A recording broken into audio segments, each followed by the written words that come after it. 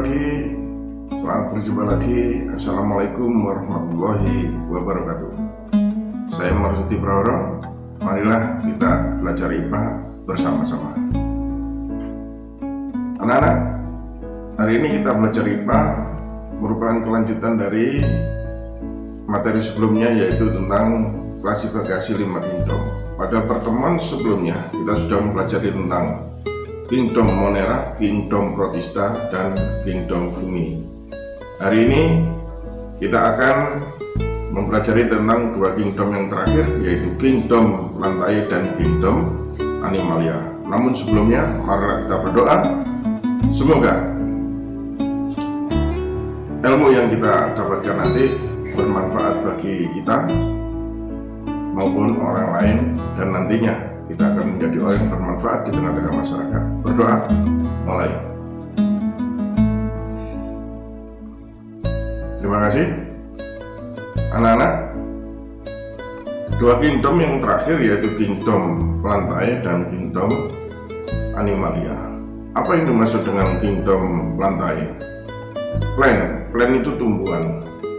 Berarti Kingdom Plantae adalah kingdom yang kumpulan dari tumbuhan. Nah, ciri khas dari kingdom tumbuhan itu apa saja? Kita pelajari nanti. Kemudian pengklasifikasiannya berdasarkan apa? Kita juga pelajari. Kemudian yang kedua yaitu Kingdom Animalia.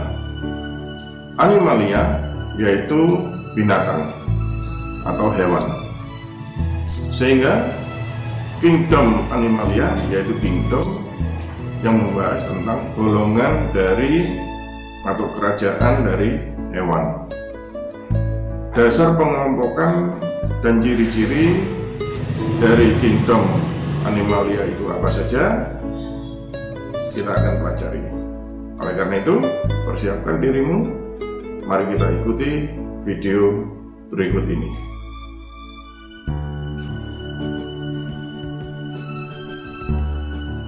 Kelompok Plantae beranggotakan makhluk hidup bersel banyak yang mampu berfotosintesis. Kemampuan fotosintesis ini dikarenakan adanya klorofil di dalam kloroplas. Klorofil inilah yang bisa memanfaatkan energi cahaya matahari untuk membuat makanan. Perbedaan lain antara tumbuhan dengan makhluk hidup bersel banyak lain adalah dalam hal struktur selnya. Sel-sel tumbuhan mempunyai dinding sel yang terbuat dari bahan selulosa. Oleh karena itu, tumbuhan biasanya bersifat kaku dan tidak mudah patah. Kingdom Plantae dapat dikelompokkan menjadi 2 kelompok, yaitu tumbuhan tidak berpembuluh atau tidak mempunyai xilem dan floem, dan tumbuhan berpembuluh. Tumbuhan yang termasuk ke dalam kelompok tumbuhan tidak berpembuluh adalah tumbuhan lumut. Sedangkan tumbuhan paku dan tumbuhan berbiji termasuk tumbuhan berpembuluh.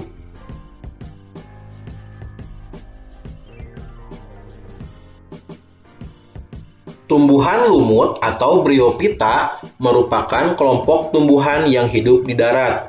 Biasanya tumbuhan ini berwarna hijau. Pada umumnya, lumut hidup di atas permukaan batu, kayu, pohon, dan tanah. Lumut menghasilkan makanan sendiri karena mengandung klorofil sehingga mampu berfotosintesis. Kelompok tumbuhan lumut atau Bryophyta, ciri-cirinya adalah tidak mempunyai akar, batang, dan daun sejati. Ciri lainnya adalah ukurannya kecil dan jarang mencapai 15 cm, berbentuk pipih seperti pita, dan ada juga yang berbentuk seperti batang dan daun kecil, dan dinding selnya tersusun atas selulosa. Sekarang ini sudah terdapat 16.000 spesies lumut yang sudah ditemukan dan diklasifikasikan. Lumut dibagi menjadi 3 kelas, berdasarkan bentuk gametofit dan sporofitnya menjadi lumut hati atau Hepaticopsida, lumut tanduk atau Anthocerotopsida, dan lumut daun atau Bryopsida. Tumbuhan paku atau Pteridophyta merupakan tumbuhan yang mempunyai daun, batang, dan akar sejati, akan tetapi tidak memiliki bunga. Ciri khasnya adalah daun mudanya menggulung. Kemudian, di permukaan bagian bawah daun dewasa terdapat bintik-bintik coklat kehitaman yang disebut sorus. Di dalamnya terdapat kotak spora atau sporangium yang berisi banyak spora.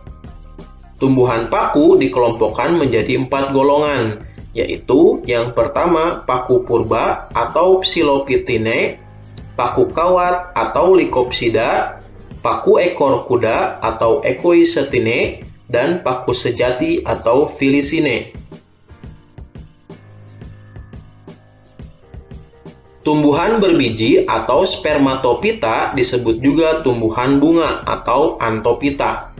Spermatophyta berasal dari bahasa Yunani yang artinya sperma, biji, dan phyton, tumbuhan.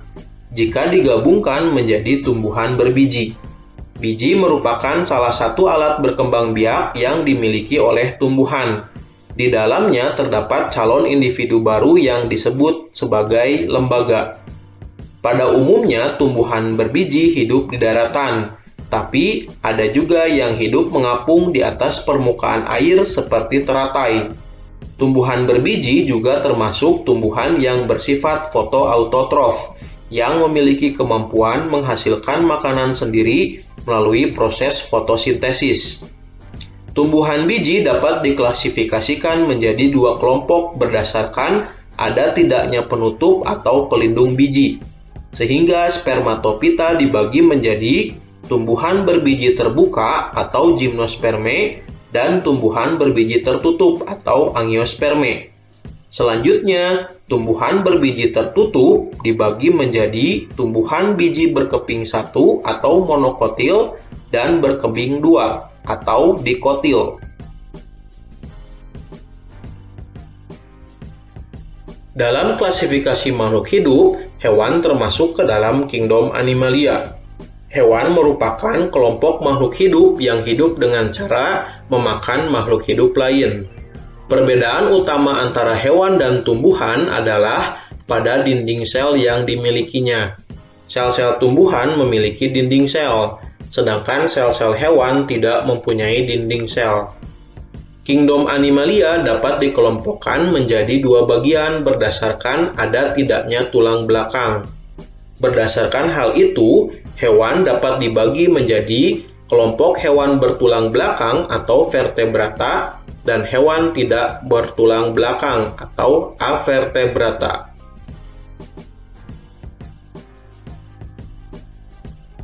Avertebrata adalah jenis hewan yang tidak mempunyai tulang belakang.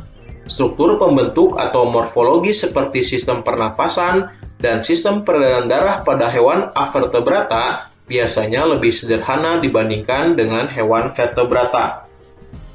Hewan tidak bertulang belakang atau avertebrata dikelompokkan menjadi 8 kelompok. Hewan tersebut adalah hewan berpori atau porifera, hewan berongga atau Coelenterata, cacing pipih atau Platyhelminthes, cacing gilik atau Nemathelminthes, cacing berbuku-buku atau Annelida, hewan lunak atau Mollusca, hewan dengan kaki beruas-ruas atau Arthropoda, dan hewan berkulit duri atau Echinodermata.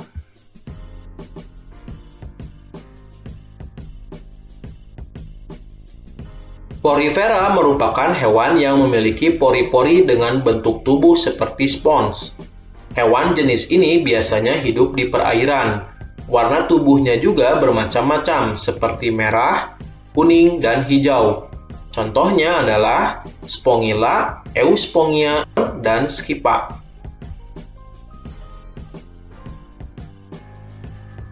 Coelenterata merupakan hewan berongga dan memiliki tentakel untuk menangkap mangsa. Pada permukaan tentakel terdapat sel beracun yang menyengat.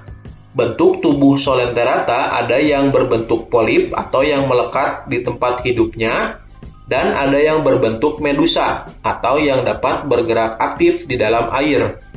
Contohnya adalah ubur-ubur, Obelia, hidra, dan anemon.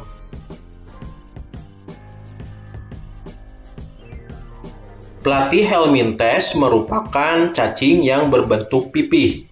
Contoh Platyhelminthes adalah cacing hati dan cacing pita. Cacing gilik atau Nemathelminthes, tubuhnya bulat panjang dan tidak bersegmen. Contohnya adalah cacing perut, cacing kremi, dan cacing tambang. Cacing gelang atau Annelida, tubuhnya beruas-ruas seperti cincin. Contohnya adalah cacing tanah, lintah, dan pacet. Moluska adalah hewan bertubuh lunak, banyak lendirnya, dan terbungkus oleh mantel. Ada yang memiliki cangkang yang berfungsi untuk melindungi tubuh. Habitatnya di darat dan di air. Contoh hewan moluska adalah cumi-cumi, gurita, siput, kerang, tiram, dan remis.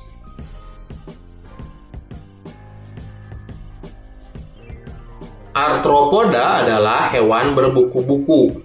Tubuhnya dibedakan atas kepala, dada, dan perut. Tubuhnya terbungkus zat kitin yang keras, memiliki alat indera yang peka terhadap sentuhan dan bau-bauan, memiliki mata faset, yaitu mata majemuk yang terdiri atas beribu-ribu mata kecil berbentuk segi enam. Arthropoda terdapat 4 kelas, yaitu insekta atau serangga, contohnya belalang, lebah, kumbang. Krustase atau udang-udangan, contohnya udang, kepiting, rajungan. Arachnoidea atau laba-laba, contohnya laba-laba, kalajengking, kutu, caplak. Myriapoda atau lipan, contohnya kelabang dan kaki seribu. Echinodermata adalah hewan yang tubuhnya diselimuti duri. Ada lempengan zat kapur atau zat kitin yang keras. Tubuhnya simetri radial dengan 5 lengan. Pada tubuhnya terdapat sistem ambulakral untuk alat gerak, bernapas, dan menangkap mangsa. Pada Echinodermata terdapat 5 kelas, yaitu Asteroidea, contohnya bintang laut, Echinoidea, contohnya landak laut dan bulu babi. Ophiuroidea, contohnya bintang ular. Crinoidea, contohnya lili laut. Holoturoidea, contohnya teripang.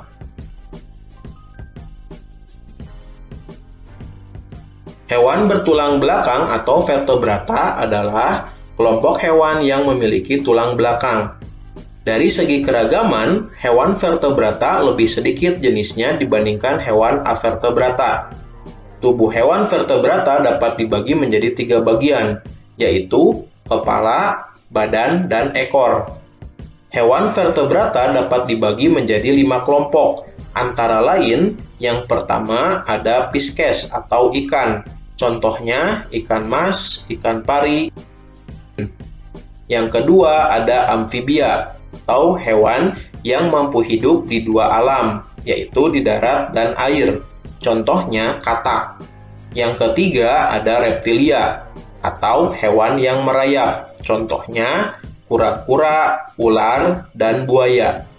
Yang keempat ada aves atau unggas. Tubuhnya tertutup bulu. Contohnya burung merpati dan ayam.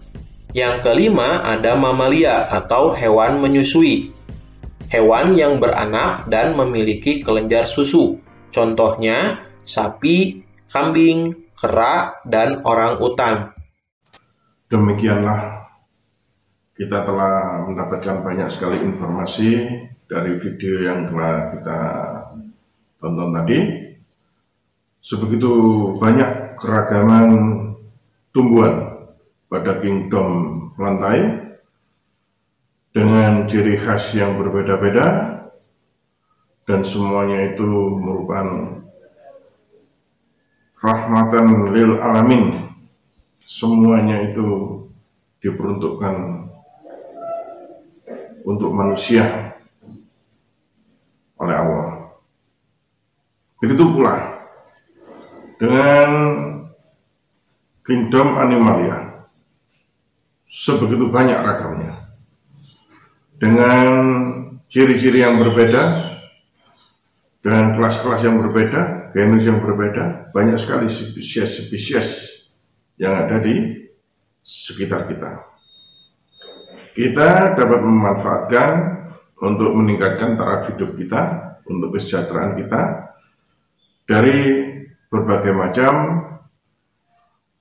hayati yang ada di sekitar kita, dari kingdom lantai maupun kingdom Animalia. Namun demikian, setelah mengetahui berbagai macam